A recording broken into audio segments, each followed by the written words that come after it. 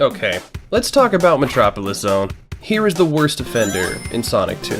I'd say at best the next set of levels are extremely unpolished, and at worst a deliberate attempt to drain all the lives you got in Casino Night Zone. I genuinely like the music, I think it's very good, but this level has problems with structure, and especially enemy design and enemy placement.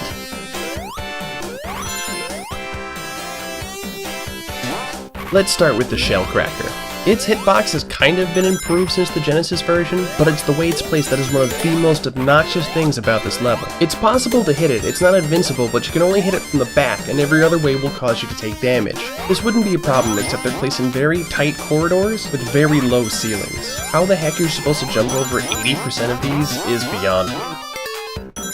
Next, let's talk about slicers. They are everywhere and are designed to destroy any hope of you getting more than one ring your entire run. They are always placed to impede your progress, to make sure you don't gain any speed, and their pincers that they throw out are the most obnoxious things to dodge. Sometimes it's impossible. Sega seem to love this enemy because they keep remaking it and making it look different and perform somewhat the same. Asterons, the last enemy, are not such a big deal, but you better not have Tails with you or he's gonna trigger these things 50 miles away. Now that we got that out of the way, this level is honestly not the worst thing in the world. There's no bottomless pits, for example, even though there's an abundance of spikes, things that can crush you, tons of enemies, and lava. Let's not forget lava.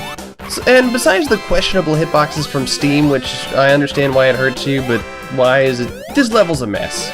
From what I understand, it wasn't a rush job, but the guy working on it was finishing it up right as they were about to ship the game, or at least locking down the game from what I understand. You gotta be careful of these screw things, they can really screw you over.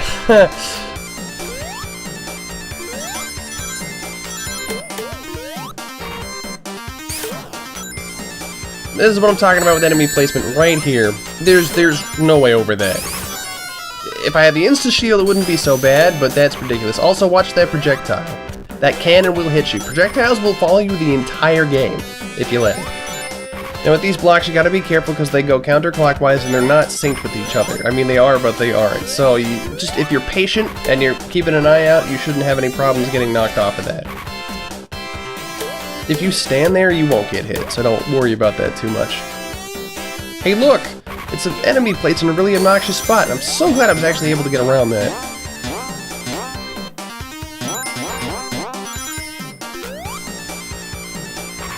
And the first level's over. 2 minutes, 47 seconds, not so bad, but it gets longer.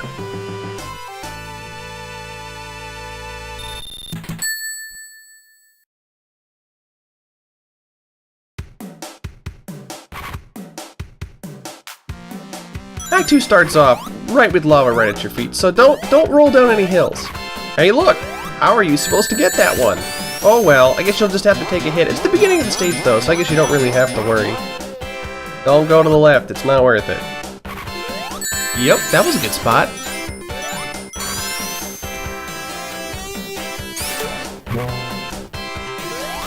If you're not careful, you get hit. Always jump over that, otherwise you're going to end up down there. Now, the rings are a hint that you can go into that secret spot over there. Apparently I didn't hold right hard enough, which is why I fell into the lava. See, this section is like genuinely fun if that enemy wasn't there. And you didn't have to do this weird platforming. There's like lots of curves and spaces you can jump off of, but it just doesn't really work out that way. Did that screw just pop into existence? I think that screw just popped into existence. Oh, be careful of that steam at Steam, by the way, because as long as you can see the projectile, it's there. You will take damage from it.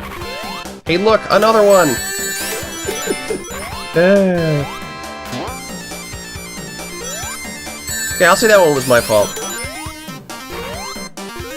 Ooh, timed that one close.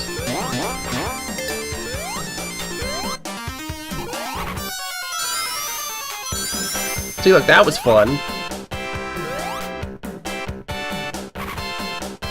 Sometimes, I don't know what it is with the mobile release, but sometimes the slices appear without any pincers. I'll take it, I'm not really complaining, it's just... I don't understand why it happens. Ah, god damn it. You know how annoying those things are? They don't ever go away. They don't ever let up. And they have some homing properties too, which is the most obnoxious thing ever. You can't roll at them flat. You can't jump at them. You just gotta, like, try to jump around it and hope for the best.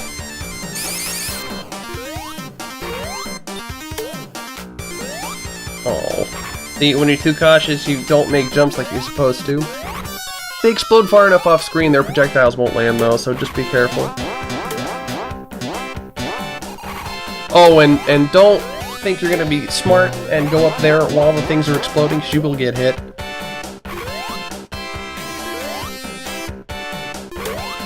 Did it! Oh, it's close. Whew.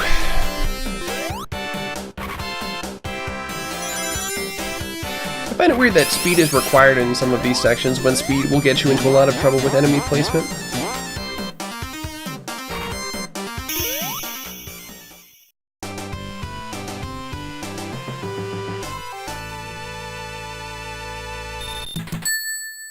And now, for Metropolis Zone's biggest sin, there's 3 of these levels. As if you weren't having a bad time, now there's an extra level, just for you. From what I understand, this level was supposed to be part of a scrapped act, and I guess the level was done. They're like, oh, just throw it in Metropolis Zone, we'll use all the materials from Metropolis Zone, and it'll be its own level. So, thanks, I guess. No, I'm all for not getting screwed over by content that should be in the game and being charged for it and stuff like that, but cut the bad stuff, man. Like, sometimes less is more. It's also, in my opinion, the worst portion of Metropolis Zone. The last part.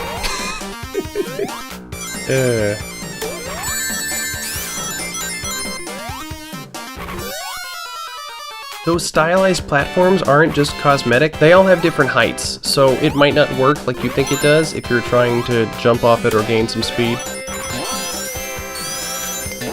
See, that was fun. See, more of that.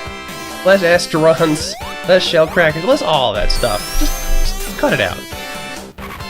Gotta be careful. Now, I knew that was coming, but chances are you're gonna careen right into that.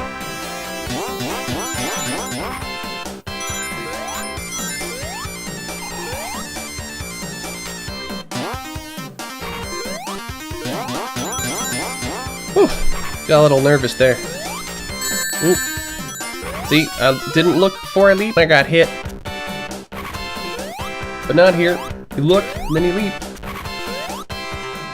Careful with these gears, you can get stuck on them if you roll on them. I don't know why it does it. It has something to do with the platform geometry and how Sonic sort of like connects to it. There's no actual sprite rotation in this game. It's a different sprite for every single turn of Sonic. So when he goes over a loop, those are a whole bunch of different sprites being loaded.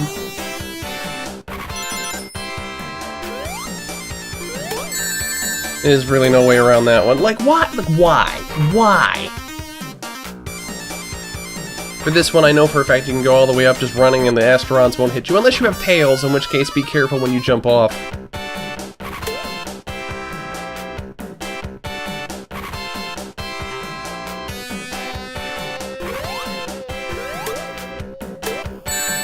Oh, get that one ring. No. Oh.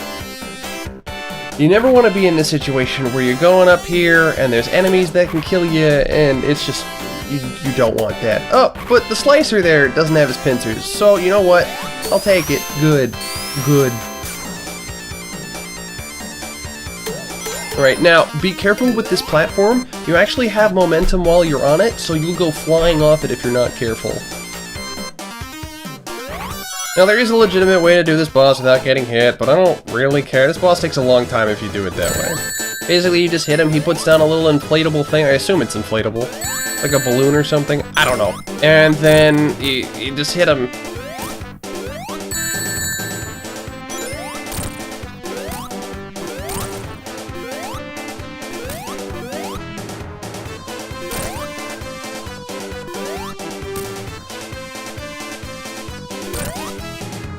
And then when you hit his last balloon, he's like, "Oh man, I'm gonna get him this time," and then he fires a laser way over your head that in no way could possibly hit you.